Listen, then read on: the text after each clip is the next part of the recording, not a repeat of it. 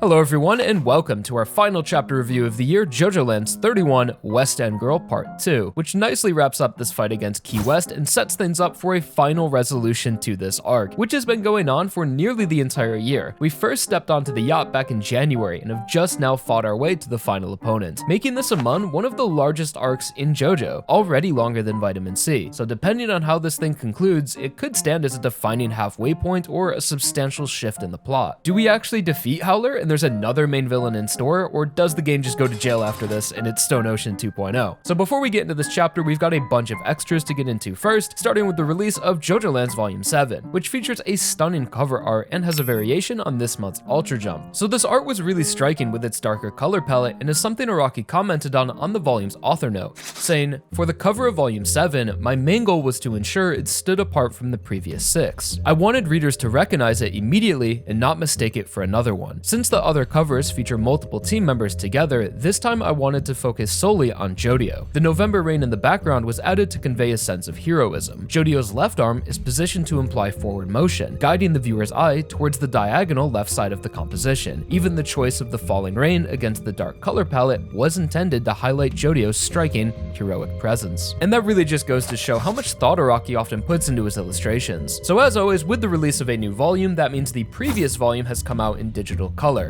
So we have the official Shueisha color schemes for some of the new characters, like Ninbo, Key West, and Liam Shibane, which are alright. I definitely like Liam the most, but Ninbo looked way cooler in black and white. And lastly, found on the inside of the new volume are some character sketches of Jodio and Howler, as well as a description of West End Girl's ability that defines its strength as 1 ton, and the latest photo of the main man, Araki. So with that all covered, let's get into the new chapter. Starting with the cover page, we have this playful design of Jodio's face formed out of the balls from Howler's pool, which is going to be the main location for this fight. And on the left side of the page, we see that there will be new Steel Ball Run info unveiled at Jump Fest this weekend, so hopefully I'll have some more news to share with you guys then. Turning the page, we are welcomed into the chapter with a couple of pages that focus on Jodio's characterization through the perspective of Dragona, telling us that Jodio tends to not show his emotions, but he isn't shy or bad with people, he simply chooses to look past them. So he internalizes a lot of his emotions and uses them to drive his goals. When their father stopped coming home and their mother would be in tears every day,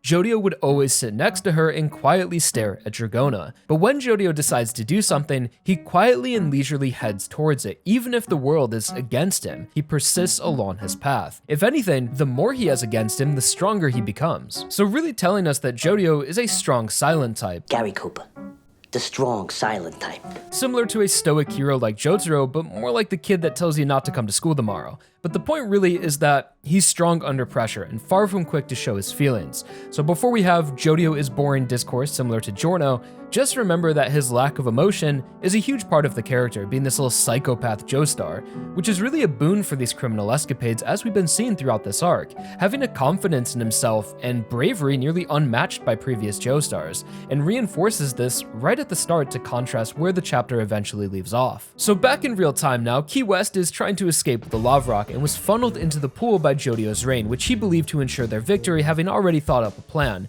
And for a majority of the chapter, Araki uses this mini pool as the main set piece for the stands to play around with, and does a really great job at giving us a short and sweet stand battle that trades the upper hand and utilizes the environment. As we see, Jodio's plan was to use November rain to block West End Girl, sinking the balls to the bottom and covering the drain, forcing the stand to drop the rock, which goes exactly as planned, even dealing some direct damage to the stand. Although since they didn't know who the stand user was, Key West is able to go directly up to Jodio, unaffected by the rain, and clock him upside the head, throwing him into the pool and onto West End Girl, which creates a cascade of movements that favor Key West, with Dragona reaching out to help Jodio, effectively creating a gap between them, allowing the stand to attack, throwing Dragona into the pool as well, and goes after the lava rock. Meanwhile, Howler is standing by watching all of this happen and asking himself questions he knew the answer to 6 chapters ago. So as Key West takes the upper hand, she really lays into our heroes, calling them a bunch of criminal losers that crawled out from the cracks in society, which is a comment on the larger theme of this part, with the archetypical losers, drug dealers, and thieves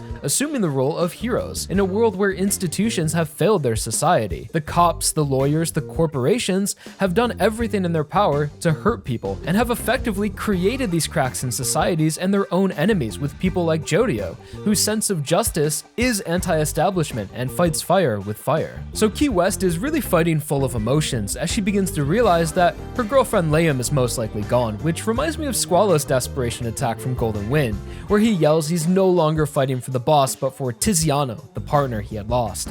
And Key West really does some damage, knocking out Jodio's tooth, but the tides turn when the Joestars work together, as Jodio uses his rain to pop one of the balls, causing air to burst out and lifts Dragona's arm to the surface. And it's hard to tell exactly what's happening, but it looks like Jodio is raining down attacks onto the stand, which is causing it to loosen its grip. But I think what's also happening is that by forcing the ball against Dragona's arm and separating the two, he was removing the existence of a gap, which weakened the stand's effect. And Dragona quickly combos with smooth operators, flipping the ball inside out and fully stealing West End Girl inside, nullifying its power by taking away its access to gaps. Which seems like a simple solution. Oh, I win, I put your stand in a bag, but logically works considering its ability. And Dragona gets a cool moment here, slapping the bag around to deliver the finishing blows. So after getting through the firefighter, a cop, and lawyer, then there was one, as we're left face to face with Howler, who's collected himself and flashes a look of dark determination, something we haven't seen in a villain since Ringo, telling us that Howler will kill before he signs over his land. And we hear him accurately theorize about what's been going on as he finally connects the dots and goes full Gus Fring, threatening to kill all of Jodio's friends and family back on land. And this is the first time Howler has felt truly threatening, as I don't doubt his intentions,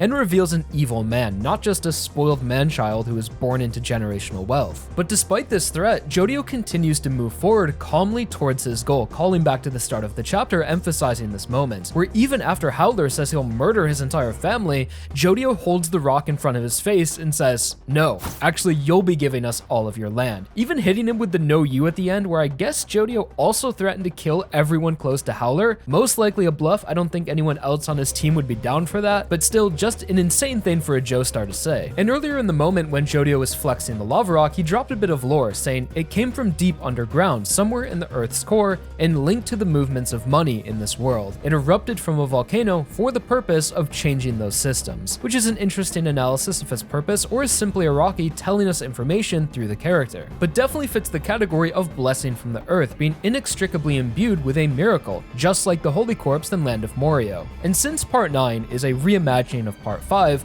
I'm noticing this overarching theme of fate and free will returning, where in Part 5, we learn that people's futures are predetermined, shown by the stand King Crimson. And a huge part of that story was reconciling and overcoming that fate. Now in Part 9, the lava rock also plays off of that idea of unavoidable realities, predetermined outcomes, or an inescapable mechanism, where no matter how badly Howler doesn't want to give over his land, will he really have a choice in the matter when opposing the lava rock? Does anyone really have free will when this thing is influencing every action in pursuit of a specific end result? So if Howler or Jodio loses, is it really by their own mistakes, or were they just forced down a certain path, not that unlike the victims of King Crimson? And as we come to the end of the chapter, I'm very satisfied with how this all played out. Key West didn't overstay her welcome and put up a good fight, but now we've reached that endpoint I've been clamoring for. The full mask off moment, all of the disguises are dropped, Charming Man is showing his true face, stands are revealed, and it's Jodio versus Howler. We all know what needs to come next, I don't even have to say it. I think the dark determination was foreshadowing enough,